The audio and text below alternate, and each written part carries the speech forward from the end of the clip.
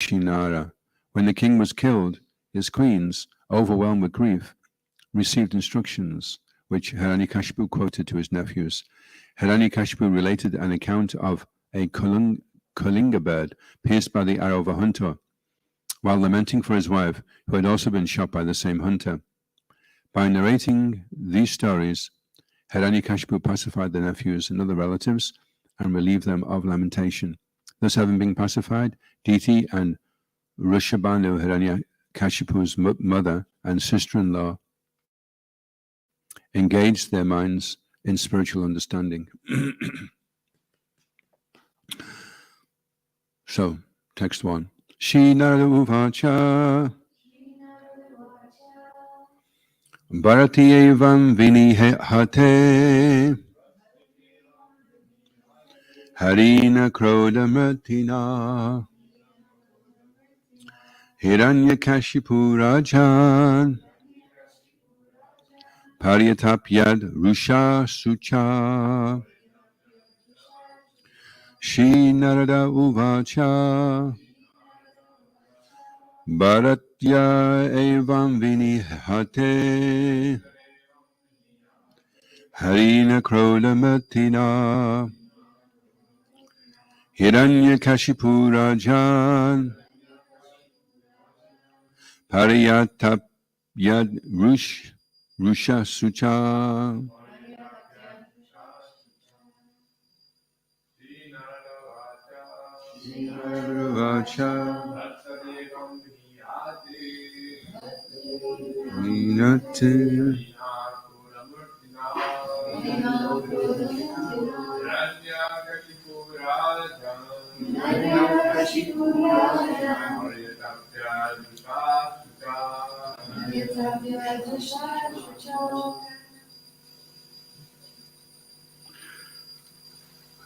Ladies.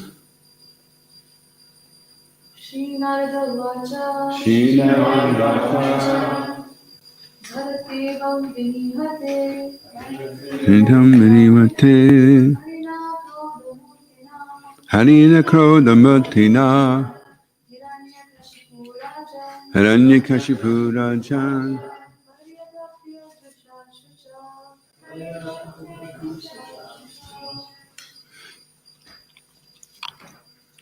Shinarada uvacha. Shinarada Muni said, Bhattari, when the brother Hiranyaksha, evam, thus, Vinihate, was killed, Harina, by Hari, Krodamatina, in the form of a boar of Varaha, Hiranyakashipu, Rajan, O king, Paryatapyat, was afflicted, Rusha, by anger, Sucha, by grief. She, Narada Muni, said, my dear King Yudhisthira, when Lord Vishnu in the form of Varaha, the boar, killed Hiranyaksha, Hiranyaksha's brother, Hiranyakashipu, was extremely angry and began to lament. Responsively, please. Shri Narada Muni said, my dear King Yudhisthira, when Lord Vishnu, in the form of Varaha, the boar, killed Hiranyaksha, Hiranyaksha's brother Hiranyakashipu was extremely angry and began to lament. Papa Srila Prabhupada ki. Yudhisthira had inquired from Narada Muni why Hiranyakashipu was so envious of his own son Prahlad. Narada Muni began narrating the story by explaining how Hiranyakashipu had become a staunch enemy of Lord Vishnu. Om Jnana Timirandasya Gyananjana Shalakaya Chakshuran Militam Yena Tasmai Shri Gurave Namaha Shri Chaitanya Manovistam Stapitam Yena Bhutale Swayam Rupa Kadamayam Dadati Swapadantikam Jaya Shri Krishna Chaitanya Prabhu Nityananda, Shri Advaita Gadadha, Srivasadi Gaura Bhaktarinda. Hare Krishna, Krishna Krishna, Hare Hare, Hare Rama, Rama Rama, Hare Hare. So, Hiranyakashipu was angry because his brother had been killed, so he became an avowed enemy. He already was an enemy of Vishnu. He wasn't going to follow any of his restrictions. Shiva Ramaj was saying, he was giving a class, and he was saying that Hiranyakashipu was so powerful that he changed the planets. The planets determine your destiny. So if you get like Saturn going in this place and Jupiter in that one, and your moon's up here, then it could be problems for you. So he arranged it that the planets were too afraid to do anything but go inauspicious. And he arranged also that nobody grew old, nobody got disease, and that the season was always, the flowers were always flowering, and the trees were always producing fruit. So he arranged it so that everything was ideal for sense gratification, which Lord Brahma could do if he wanted. But Lord Brahma has arranged it under the direction of Krishna to make the situation so that you can be in the prison and it's livable, but not enough to really make you want to stay here. There's enough suffering in the old age, disease, things don't go well, the weather's not brilliant. He arranges it like that so that we can kind of slowly wake up to the fact that this is not where we belong. At least theoretically, some of us can realize that's not here that we belong. And it's sad to see, I mean, in my old age, it's sad to see how people are thinking that if I work really hard all my life, when I get to 65, I'll be able to stay inside a house that I own, as if that's going to be some kind of solution, you know, to life. At that time, your life will be ebbing away. See, the average age of a person dies at 66 and a half, and the retirement age was 65. So they decided, the powers that be, to save a lot of money, they'd make retirement age 66 and a half. So you come off the conveyor belt and they've got a wooden box ready for you. Plop. And off you go. And that's it. So then you die, at least knowing that when the funeral guy comes to pick you up, at least it's from a house that you owned. Although you're dead and your kids get it, who just trash it because they don't value how much hard work went into it. So very, very sad. That's the sad situation of the material world. And Hiranyakashipu wanted to arrange it in such a way that none of the principles of nature were acting in accordance with what Vishnu wanted. He was already an avowed enemy of Vishnu. This was just rubbing salt in the wound, making him even more determined to be against. But he already didn't like this idea that we don't belong here and we need to prepare to go back where we really belong, in an eternal situation where there's no beginning and where there's no end. That's where we belong. And no matter how big your house is or how thick the walls are, when death comes knocking on the door, you have to let him in. There was one man, he heard that death was coming for him. So he said to his friends, I'm going to go to the city of Avagya, something like that. And so death came the next day, and the people in the town said, you've come to this town today? And Death said, yeah, but I can't stay very long. I've got an important engagement in the city of Avagya. And so off he went and found him. And so you can't avoid death. However big your car, however thick the walls on your house, there's no material arrangement to safeguard you against it. So then the other thing is, okay, well, let's address it. What is it? Is it the complete annihilation of everything? Do I no longer exist?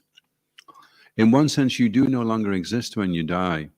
You know, if you take up spiritual life and you become more and more aware that you have a relationship with Krishna and you belong somewhere with him, then death is also a scary thing, because everything you know yourself as right now, no longer exists. You know, when you're there in the spiritual with Krishna, someone taps you on the shoulder and says, "Do you remember when you were in Glasgow 50 years ago, and you really spaced out, and you didn't do very much, and you were supposed to be doing books, and you went for a coffee in Starbucks, and it wasn't even decaffeinated." It's like it won't mean anything. Anything of what you know yourself as now, the people that you're related with, your learning, your history, your possessions, nothing. Doesn't mean anything. It goes into oblivion. So in one sense, it's the same as dying. When you die, everything you know yourself as is finished. So the challenge is, can you know yourself as you are now, independently of how you've been conditioned by the body, your friends, your relatives, the situation, all the different skills and attributes and affinities that you have under the influence of the modes of material nature? Can you become aware that this has nothing to do with you? And you, the naked you, approach Krishna in your pure consciousness. And I was just listening to Srila Prabhupada this morning. Devotee says to Srila Prabhupada, "Prabhupada, when I'm chanting Hare Krishna, how do I control the mind?"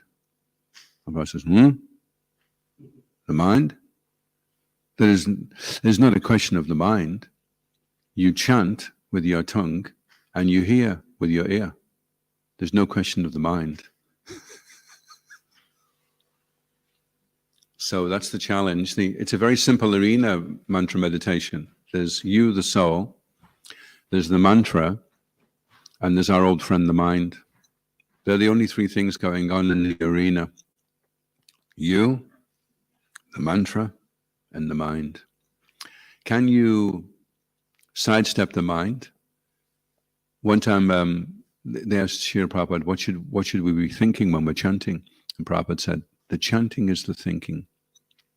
So if the chanting is the thinking, then there's no mind. There's just you and the chanting, which has become your thinking. And there's nothing else. And they asked Srila Prabhupada, what do you feel like when you chant? And he said, I feel free from fear. So if we're chanting, and they were also asking Prabhupada, they were saying, well, there's some devotees, they are chanting, but they're breaking the principles, and they say it'll be okay, because at least we're chanting. And Prabhupada says, but that's offensive. That's the seventh offense, committing sin on the strength of chanting Nam No Balad Hadsha. It's the worst offense you can make to the holy name. He says that you can only go back to Godhead if your chanting becomes offenseless. And what causes all the offenses is that we're listening to the mind whilst we're chanting. And that inattentive chanting is the fuel that feeds all the other offenses. Attentive chanting chops down all the offenses. Whatever offenses you've made, if your chanting is attentive, you'll destroy all the offenses. And if you're chanting and you haven't made any offenses, but you're just chanting inattentively, inattentive chanting will feed the offenses. So when people are saying, well, I'll chant and it'll be automatic, it's automatic in two ways. If you chant offensively, you automatically go back to Godhead. If you chant offensively, you automatically, if you chant inattentively, then automatically you chant offensively. And if you're chanting offensively, then the only benefit from namaparad, offensive chanting, is that your material desires are fulfilled. So we have to move from namaparad to the second stage, which is namabhas. And namabhas is your chanting, and your thinking is the chanting. Then you're in the clearing stage. And then eventually you're chanting, and it's shuddhanam, it's pure chanting, and then you really start to make advancement. Then you become free from fear. And everybody is fearful in the material world. You see the little birds, they're hopping around, and they're having a little pet, and they're even fearful of each other. You see the birds. Finally, everybody goes away, and there's only the birds left. And then they all start fighting with each other. We're feeding these birds. These jackdaws come down. There's one big fat jackdaw, and he's there. And every time another, and his mouth is completely full of little Rice Krispies. And he's going around, and he's butting all the others, and he can't even get enough in his mouth as it is, So the other birds are in anxiety. They're already afraid of everything else, and now the coast is clear, and they've got to watch out for this big fat one. He's like coming in and pecking them, And then finally he eats that much that he can't get any more, and he flies off. And then they look around, and then they start fighting with each other because one's slightly bigger than the other one. So that's the material world. Like Maharaj was saying the other day, it's kuntha. Kuntha means anxiety, and material world is full of anxiety. And Vaikuntha, where we belong, is free from anxiety. And so we try to create Vaikuntha here by having a big house. We think, once I get in the house, it's my house, I own it, I'm 65, I spent my whole life, at least I'm in my own house. But it's not free from anxiety. And in so many ways, people are trying to make arrangements. I'll take some antidepressants, then I'll be free from anxiety. I'll learn Kung Fu, I'll become a black belt at Kung Fu, and then nothing, I won't be afraid of anything. Anyone tries it, I'll be, hiya, ha. There was anyway, I won't go into that. But yeah, so in different ways, people try to alleviate the anxiety. And they're only like ways of kind of patching things up, but it's not really addressing the real problem. If we're chanting attentively and there's no other thought in the mind, it's just chanting, and all we're hearing is the mantra and there's no thoughts, then we become free from fear. Any questions or comments?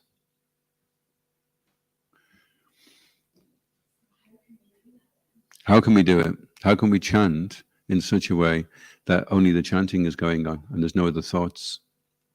Well, Pancha can tell us because he's one of our best chanters.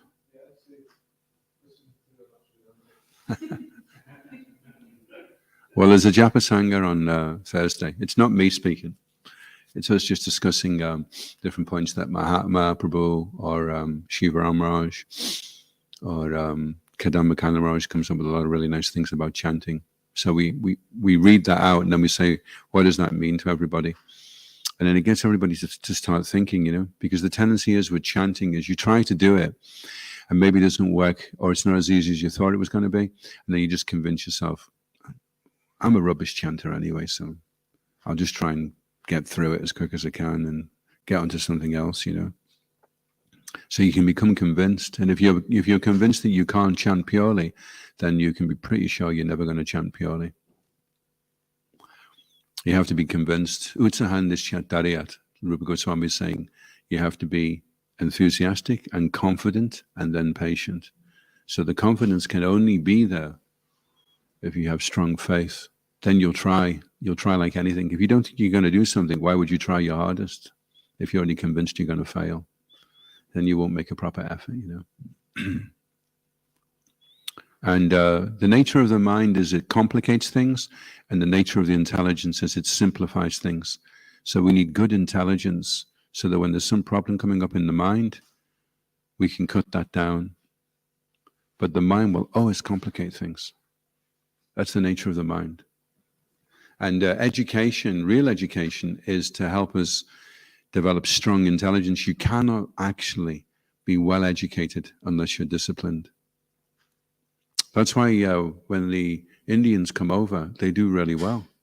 All our guys are like getting drunk and staying up late and, they're on Facebook and everything. And they're trying to do their studies at the same time. And the Indians are just like, okay, I do this for 5 years. I only spend 50p a week. And they're like totally, and then they come out and they're all the doctors. If you look around, they're all the doctors and the engineers and driving big cars and massive houses because they've been disciplined. So education without discipline is useless. And that discipline is the ability to exert the intelligence over the mind. Determination is how you're able to determine things. So unless there is strong determination, the intelligence will be ruined by the mind. So when we're chanting, I didn't realize I had a mind until I started chanting. I thought the mind was me. I just, whatever the mind said, I'd buy all these crazy things and that sort of thing. It seemed like a good idea at the time. And they were like, I had a terrible taste in clothes.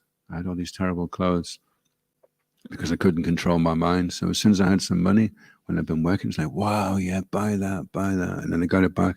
I can't go out in this. I look terrible. So the mind wastes a lot of money, wastes a lot of energy, wastes a lot of time.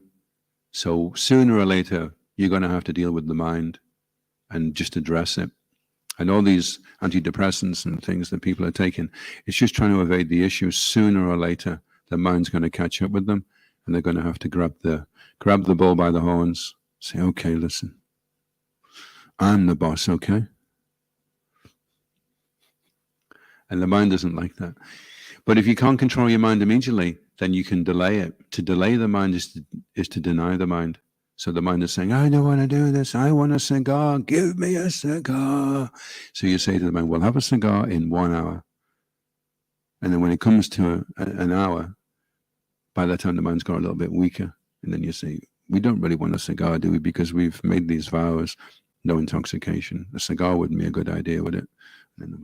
So instead of trying to fight with the mind, we just delay it. Okay, yeah, okay, we'll do that, yeah. But we won't do it just now. And that's how you can deny it. To delay is to deny. Param Yoga, there's a verse in the 11th canto, it says, the supreme yoga process is like controlling a headstrong horse. You allow the horse to go on its way, and then slowly, gradually you bring it onto the desired path. Similarly, in the same way, you observe the desires and movements of the mind, and you gradually bring them under full control. So it's a long haul, actually, learning to control the mind. It takes a while. And one of the principles of becoming successful in chanting is you have to learn to not become discouraged. Nobody achieved anything of any value by being discouraged. It's a useless mindset. So you have to be patient, confident, enthusiastic, and not become discouraged. And sometimes it can seem very, very discouraging, like you're making no progress, like it's even getting worse than it was.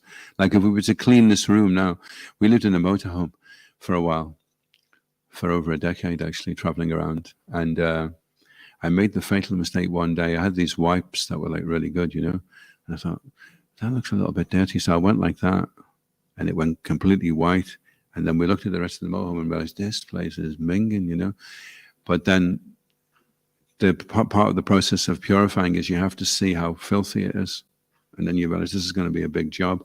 Whereas before I'd done that, it seemed okay. It was kind of gray, but you know, you got used to it day by day. The shade got a little bit darker, but it just seemed like everything was fine until you wipe it, and then, oh my goodness me, oh my Govinda.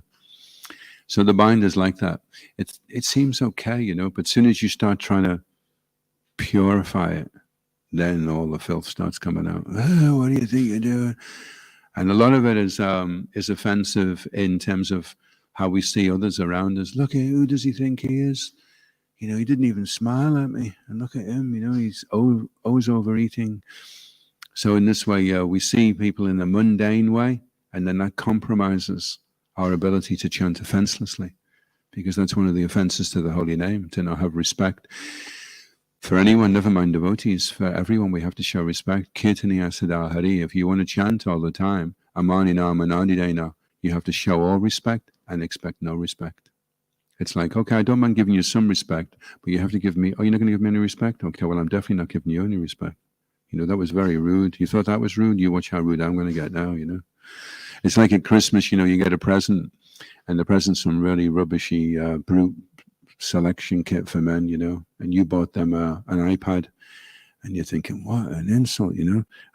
I bought them an iPad that was £400, and I've seen these in Home Bargains, they're only £2.50. What a total, you know. Well, next year I'm going to make sure he gets a load of rubbish for that, you know. So everything's motivated, and because of that, then we're offensive, because we're expecting respect, we're expecting reciprocation. Whatever I give out, I should get that at least back. So to become a pure chanter, we have to become free from that desire to look for respect. Yeah, so it's a big, that's why Prabhupada gave us over 80 volumes of books. He said chant Hare Krishna, but if it was that easy, he wouldn't have had to say much else. But he had to give us all these lectures. You know, they say, oh, well, I just chant Hare Krishna, I'll automatically make advancement. Well, automatic advancement is not an alternative to educated study. It's not an alternative. You make automatic advancement by making an educated study. And that's why Prabhupada gave so much information, so that we can chant and ignore the mind. Shishikota Nitaya Maya Pashashi ki jai. Shri Jagannath Baladev Subhadra ki jai. Any other questions or comments? Yes, Panchatattva.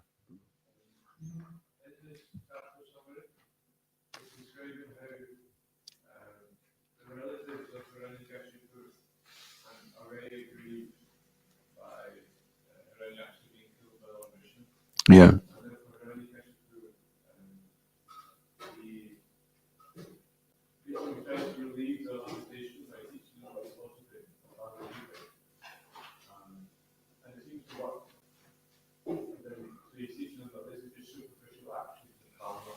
Yeah. Yeah. But nonetheless, Hiranyakashipu is still very much on the platform. His ability to give some transcendental knowledge, but not realize it himself. Okay, that's a nice question to know if everyone caught that. But Hiranyakashipu, it's not that after Hiranyakashipu gave all these instructions to his relatives because they were very upset about his brother being killed, his wives, and so although these people were demons, the demons knew how to give people good sense gratification. So therefore, the people became very attached to them. So when they were killed, they were very upset. So Hiranyakashipu was saying, no, don't you worry, it's just karma, and that's the way things are, and we're all spirit souls, and you don't have to worry, you know.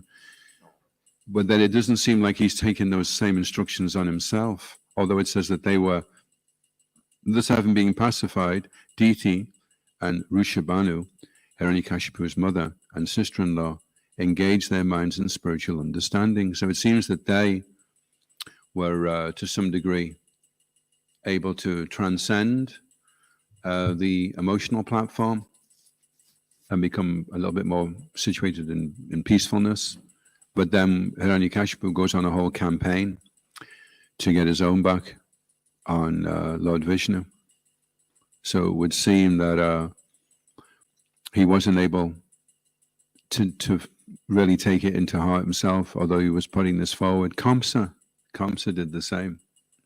But it also describes that Kamsa could not be trusted because he was very easily influenced by bad association. So Kamsa he was very much lamenting of the way he treated his sister, tried to decapitate her, and then killed all their children, you know. And the way he killed them, he would take the newborn baby and just dash it on the ground, which is like, it's a really heavy way to do it, you know. And then he was really lamenting. As soon as he fell in with his old crew of cronies, they talked him round again, and again he was off, you know. So although at this point it seems like Hiranyakashipu is being very solemn and very sincere, he's not able to sustain it because of bad association.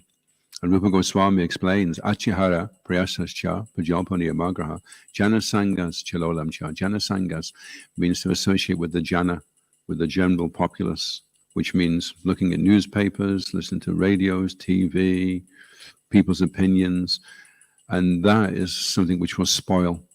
So you may have some good consciousness, but if you don't have a program of how to insulate yourself from the environment and a strategy to be proactively spiritual, then you'll succumb to the influences that are around you, you know. It's not Krishna, I've been shaved by the Lord and I'll be bold again. That's not enough. You've got to have a daily program to insulate you, because we're in a battle here, we're like psychic warriors. We're having to deflect the material energy, protect our consciousness, and sustain this throughout our entire life. That's the challenge.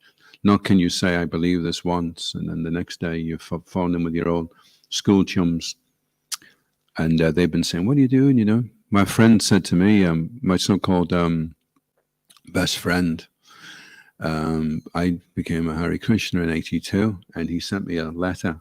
It was a black letter, and he'd written everything in silver on it.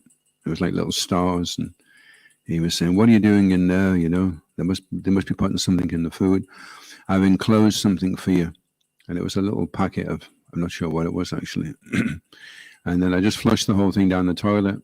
And I thought, well, that was my so-called friend. But luckily, because I was in the temple and I had the whole morning program, I had Bhagavatam class, Tulsi Arati, Guru Puja, Japa, Mangalati. That was all under my belt, you know. So when I read the letter, it was like, oof.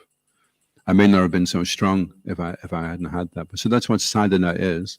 Sadhana is a regulated program to protect you from being influenced by bad association.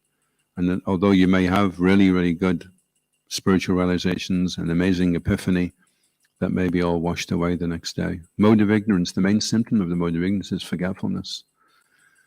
If we could remember everything that has happened to us that inspired us to take up Krishna consciousness, then we'd be really fired up. But the problem is, it stimulates us for a little while, and then after a while we become forgetful. We get covered over again by the mode of ignorance.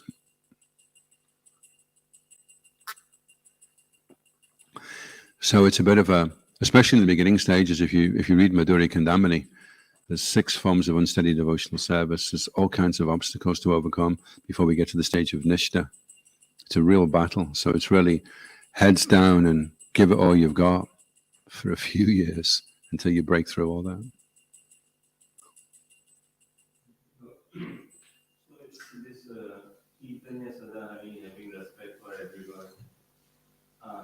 Where do we need to show our respect to blasphemers, those who blaspheme devotees, those who blaspheme scriptures and ways of Krishna? Yeah, sometimes you may be in contact with somebody who's very offensive, and we have to deal with that in a mature way, in a fearless way. Prabhupada wanted us to speak the truth. And if somebody is saying something, generally when it's offensive, it's also not true. That's one of the reasons why it's offensive. They're speaking about somebody and it's not actually true. And then are we fearless enough to stand up and say, I'm sorry, that's out of order. That shouldn't be, you know, we can't allow that to be. If we're too afraid to put forward what the truth is, or I don't want to rock the boat. I mean, a Brahmin is very forgiving and a Kshatriya is very much, so it works well if the leader is a Kshatriya, that he's fearless and he'll stand up for what he thinks is right. Whereas a Brahmin tends to be more forgiving and philosophical, but not such a good leader. He can advise the leaders and say, no, this is wrong and this is what should be done. But the Kshatriya is the one who is courageous enough to say, I'm sorry, I've been consulting the Brahmins and this is wrong. You have to stop this or you have to leave the kingdom. You can't stay in this kingdom if you're going to behave in that way. So that's more the Kshatriya's duty than the Brahmin's duty. The Brahmins can advise. That's why Varnashrama is so important to establish, because sometimes you're hearing about a principle and you think, well, how do I apply that? Well, you'd have to know what your Varna is and what your ashram is.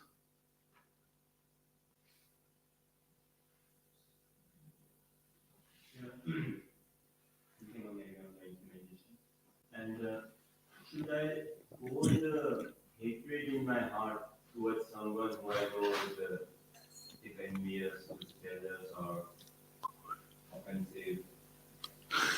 Well, we see in the case of Bhima, he was really, he couldn't sleep at night. He was grinding his teeth for, was it 14 years, 13 years, 1 year in exile. And Yudhishthira on the other hand, and Draupadi was she was saying to King Yudhishthira, you know, she was criticizing him. You're supposed to be a Kshatriya, you're not a Brahmin. He's saying, no, we should just forgive everybody.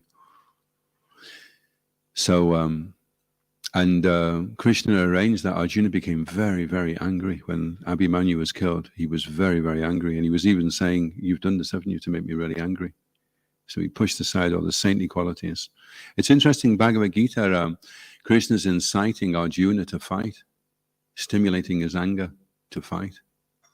But the interesting thing is, he's fighting because that's what Krishna wants. He's not fighting because that's what he wants. For himself, he says, look, just let them kill me. So then Krishna says, no, I want them. I want them to be killed. And then on Krishna's instruction, then he becomes angry and fights them. So in that sense, if you have some feeling towards somebody, which is, but it's Krishna directing you to do this to protect the society, the movement.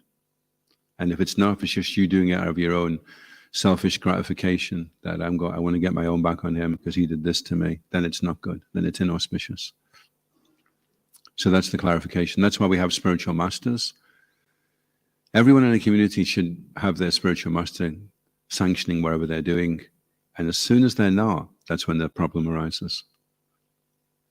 Because all the different spiritual masters we have, they can all get together and they can all be reasonable with each other, although they may have different opinions about things, but they all know that they need to cooperate for Prabhupada.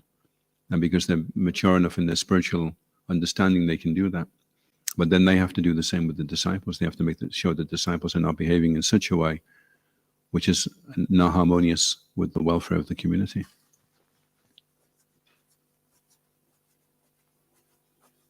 Otherwise it doesn't work. As soon as they go rogue, AWOL, absence without leave, as soon as they do that and they become independent, then it doesn't work anymore.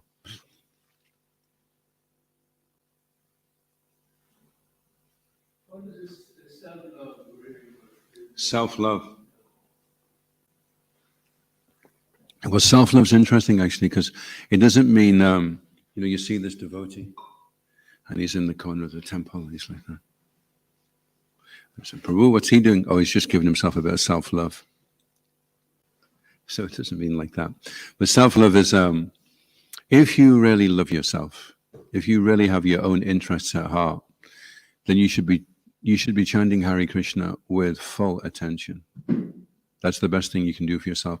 And if you really want to give yourself a good present, then once a week, once a month, at least once a year, chant 64 rounds.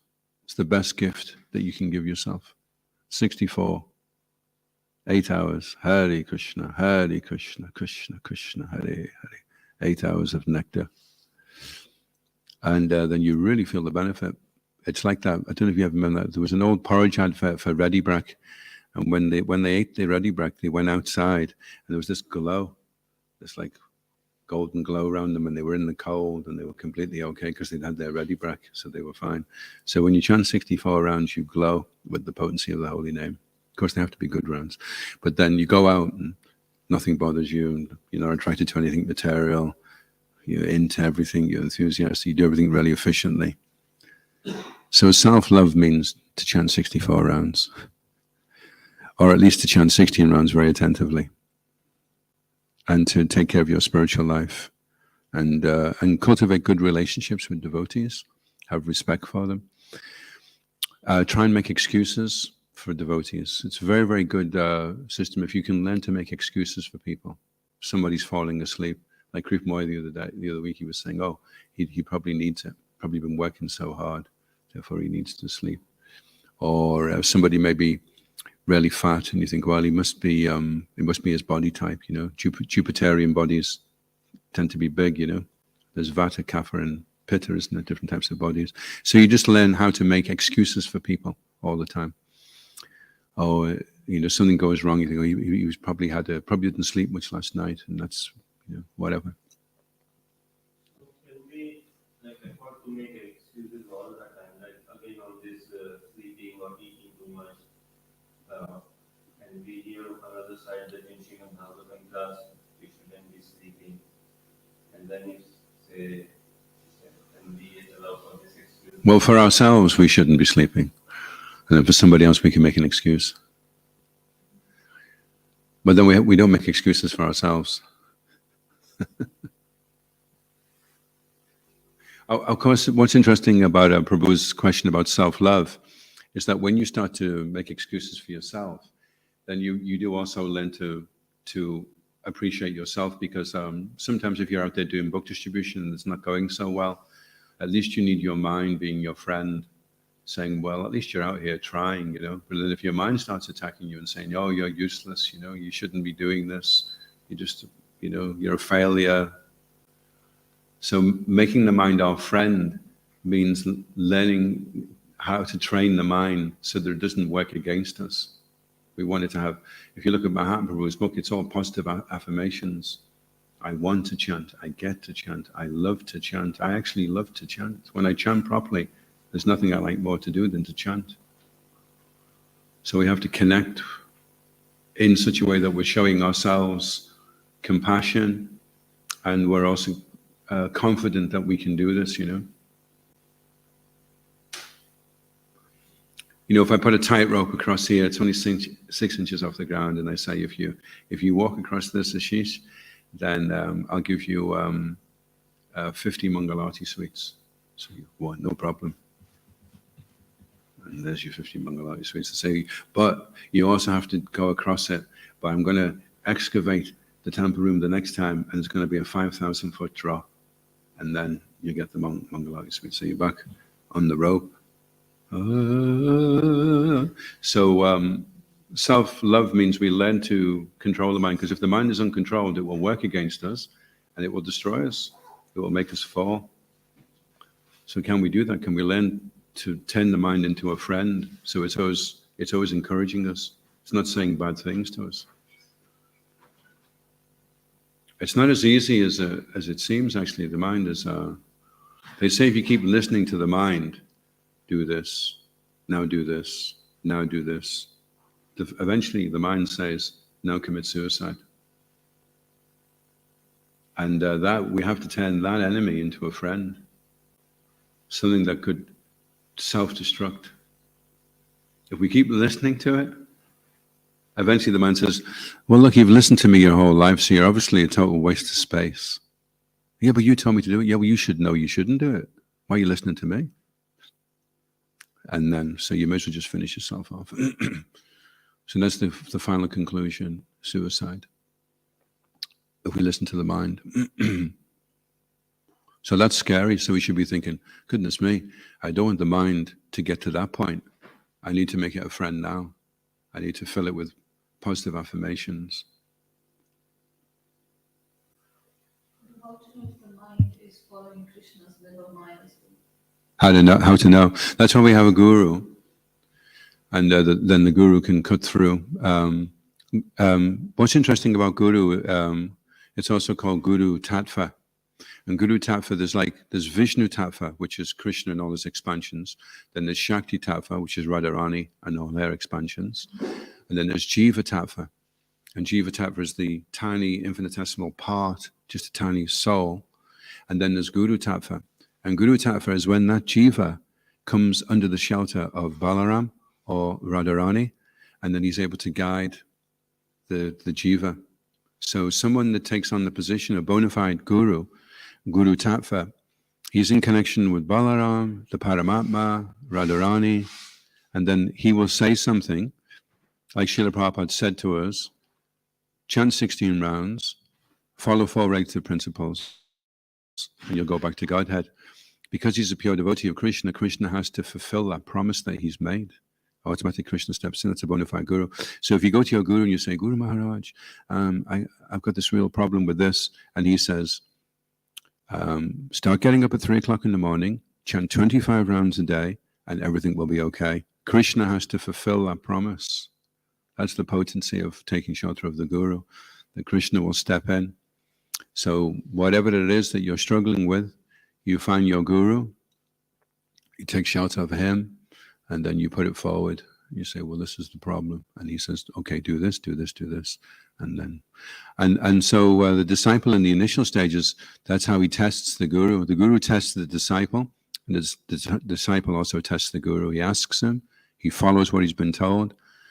It works amazingly for him, miraculously, and then he knows that's my guru. That's the person I can trust, and the person who can always tell me how to get out of trouble. And when I follow his advice, immediately it works. Then I know I've met my guru. Also,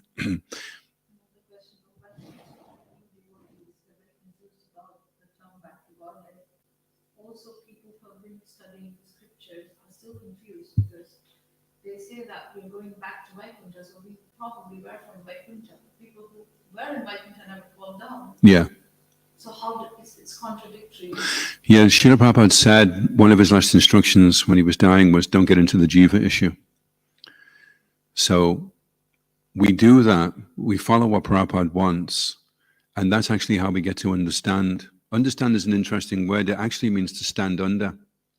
We stand under the Guru's instruction. When you stand under the instruction, you automatically understand.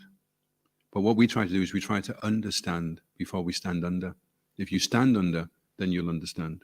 Otherwise, you'll never understand because it's too challenging, too much what you're going to try to do, rather than just allowing that knowledge to come. Also, Lord Chaitanya said, somehow or other, Ainanda Tanushkinkaram, he said, somehow or other, I've fallen into this ocean of birth and death. So his emphasis is not on working out where we came from. His emphasis is on, please pick me up. So if you're in the ocean and you're drowning, right? And a guy comes over to you and says, quick, grab the rope. And you say, how did you know where I was? How did you know I was? Never mind now. Grab the rope. Well, where did you get the rope from? Did you get that from Marks and Spencer's on that special offer, 3 for 2? Never mind, just grab the rope. Just grab it, you're drowning. Yeah, but the thing is, I mean, where did you come from? Where did you get the rope? It's like, it's too dangerous and urgent a situation to try and figure out. You just want to. Now, when you get out, guaranteed you'll understand how you fell in automatically. But if you're trying to understand now before you've stood under, stand under, and then you'll understand. It comes later. Don't try to get the understanding right now. You just try and stand under. Once you stand under, then you'll understand. Otherwise, right now, the situation is so heavily compromised by the material energy, you're not going to be able to understand. So Lord Chaitanya says, somehow or other, so that's it. That's the jiva issue out the window. Just forget it. Lord Chaitanya says, somehow or other. That's our siddhanta. That's our line. Lord Chaitanya is telling us, this is how you pray. This is how you think. Do it like this, and then I'll give you the understanding. And we're kind of like, well, you give me the understanding first, and then I'll think about it. You have to first of all deserve, and then desire. If you're desiring before you deserve, then it will just decide, I want to become deserving, and then you can desire. You can desire to know all these things, but deserve it first of all. Jai. ISKCON Govinda ki. Srila Prabhupada ki. Gaura Premanandi Hari Hari Bol.